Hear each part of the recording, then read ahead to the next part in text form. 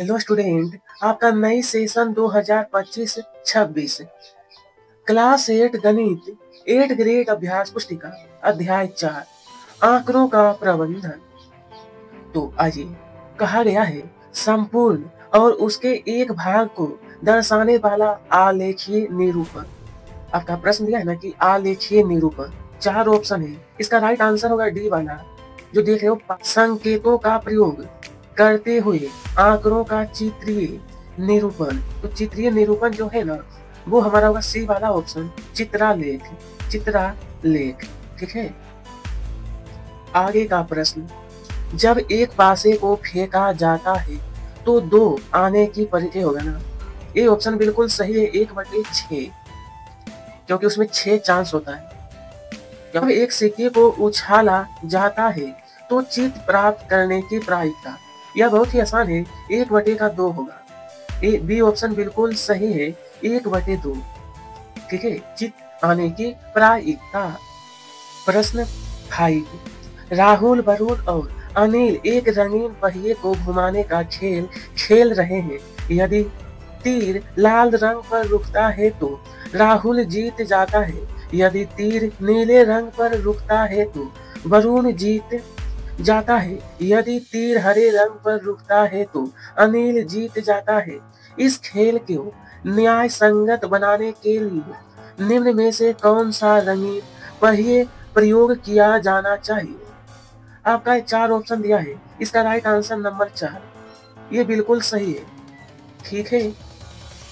प्रश्न कहा है, एक थैले में 5 लाल गेंदें, 3 पीली गेंदें, थैले के अंदर बिना देखे लाल गेंद प्राप्त करने की प्रायिकता ज्ञात कीजिए। तो इसका हल घटना के कुल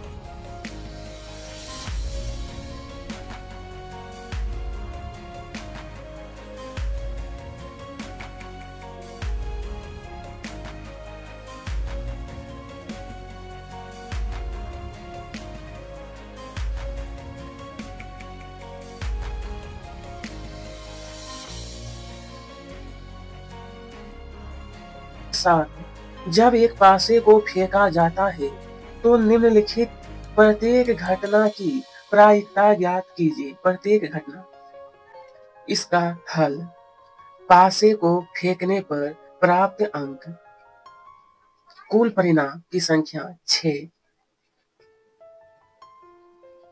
इस प्रकार से आपको बनाना है।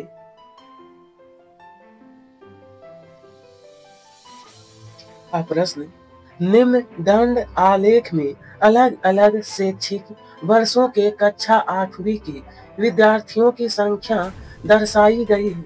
दंड आलेख को देखकर निम्नलिखित प्रश्नों के उत्तर दीजिए। इस दंड आलेख देखने के बाद आपका प्रश्न है, इस दंड आलेख द्वारा क्या सूचना दी गई है। दूसरा प्रश्न, किस वर्ष में विद्यार्थी की संख्या अधिकतम। तीसरा, किस वर्ष में विद्यार्थियों की संख्या अधिकतम।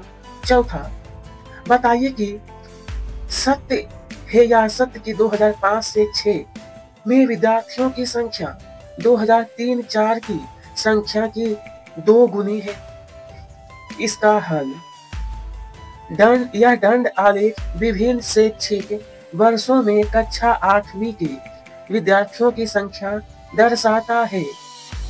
वर्ष 2004-5 में विद्यार्थियों की संख्या में अधिकतम वृद्धि हुई है। 2007-8 में विद्यार्थियों की संख्या अधिकतम है। अब नंबर 4 का यह हल है, ठीक है। यह असत्य है कि 2005-6 में विद्यार्थियों की संख्या 2003-4 की संख्या की 2 गुनी है।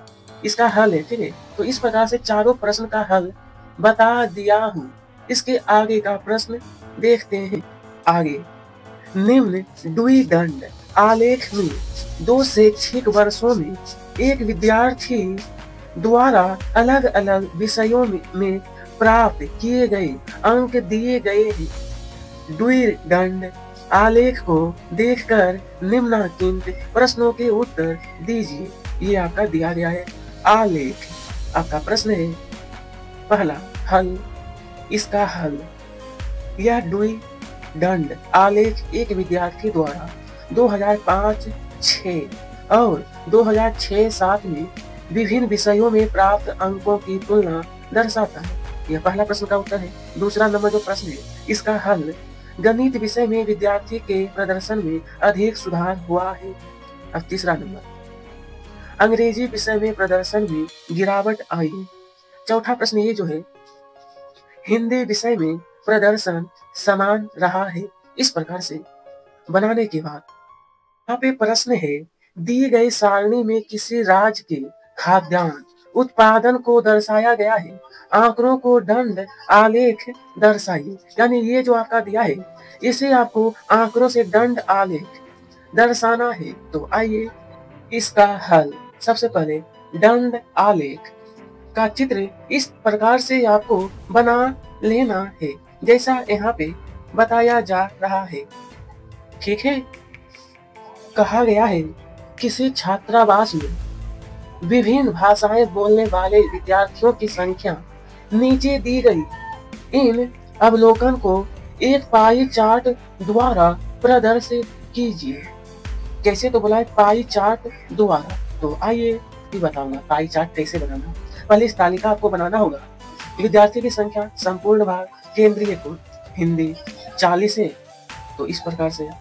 उसके बाद अंग्रेजी आपका 25 है, तो इस प्रकार से हम लोग हल करेंगे।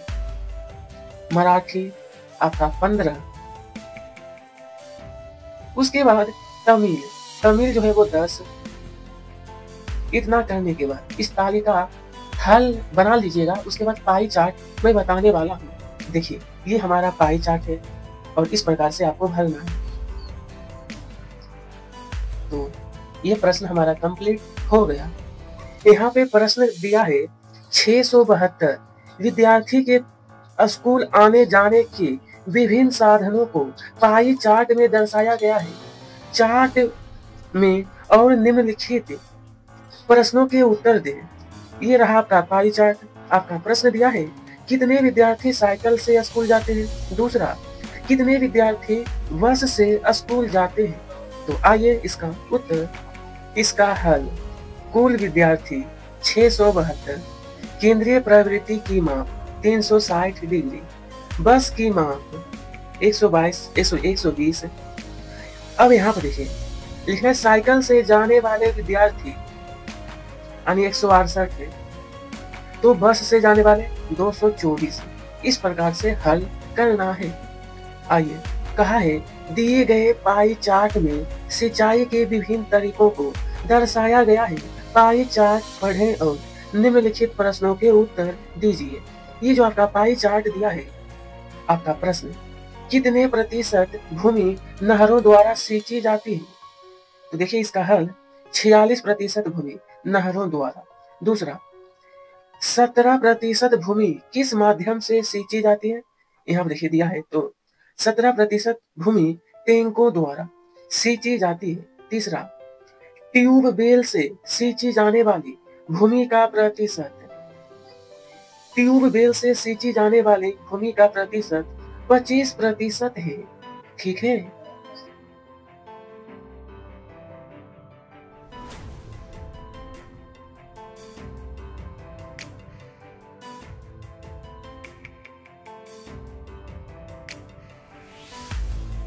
कहा गया है 60 डिग्री है, उसके द्वारा कितनी मासिक बचत की गई। यह मासिक आय का कितना प्रतिशत है। तो सबसे पहले मासिक बचत केंद्रीय कोण तरीके से आपको लिखना था। समझ गए ना। इतना करने के बाद मासिक आय का प्रतिशत, मासिक बचत, ये कुल आय जो है ना नीचे लिखना है यहाँ पर, और 100। इस प्रकार से आपको बना लीजिएगा। ठीक है। जैसा विद्यार्थी यहाँ पर इस तरीके से फॉर्मूला लिखा हुआ है, उसी तरीके से सूत्र नोट कर लेना है कि मासिक आय बटे का यहाँ पर लिखना है कुल आय। यहाँ पर थोड़ा सा चल गया है तो टाइपिंग में गलती हुई है, कुल आय और गुने का 100।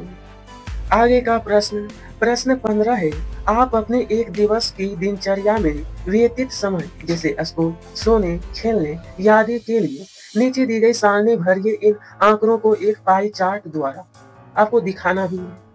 यानी कि आपकी बुक में इस प्रकार से तालिका दिया गया है। तो सबसे पहले भर लेना है स्कूल 6 घंटा, खेल में 4 घंटा, घर की पढ़ाई 4 घंटे, सोना 8 घंटे, आने में आपका 2 और यहाँ पर भिन्न रूप और 360 डिग्री की भिन्न। ये जो आपको भरना है मैं नीचे बता देता हूँ, देख करके भर लीजिएगा।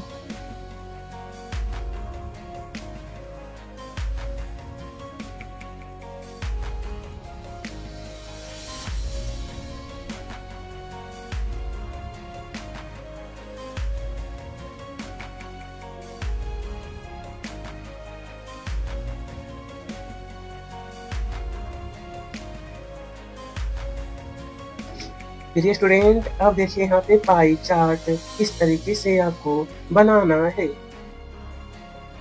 खेल 60 डिग्री, स्कूल 90 डिग्री, अन्य 30, सोने में 120 डिग्री। इस प्रकार से आपका पाई चार्ट तैयार है। तो स्टूडेंट, इसी के साथ हमारा यह अध्याय 4 भी कंप्लीट हुआ। कमेंट कर कर बताइएगा अगला कौन सा चैप्टर आपको चाहिए। आप सभी को तहे दिल से धन्यवाद।